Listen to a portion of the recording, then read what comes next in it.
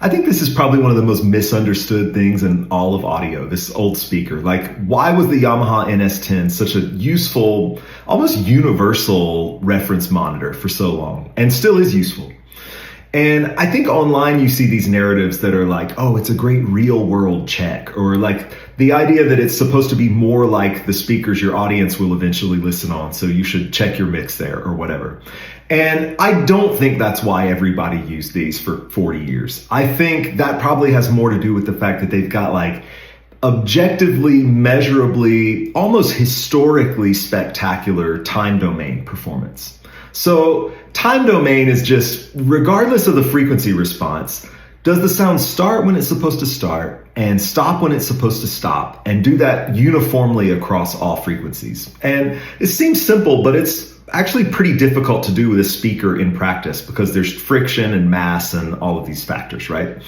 So in 2001, there was this academic paper published called the Yamaha NS10M, 20 Years of Reference Monitor, Why?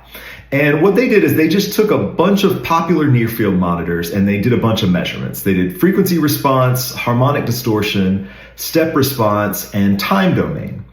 And if we look at the graphs here, like if we look at the NS10's frequency response curve, we can see that it's not really anything special. Like it starts to roll off above 100 hertz. Harmonic distortion down here is like pretty good. I mean, but not earth-shatteringly good, right?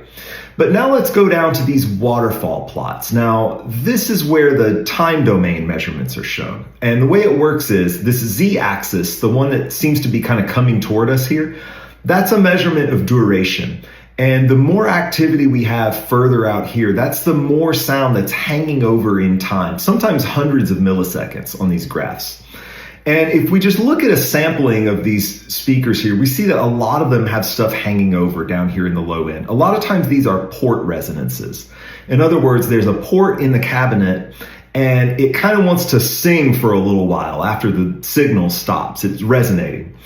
But if we scroll down here to the NS10, we can see that it's almost textbook, like ruler flat all the way across, nothing hanging over out here, and at all frequencies that it produces, it's behaving pretty similarly.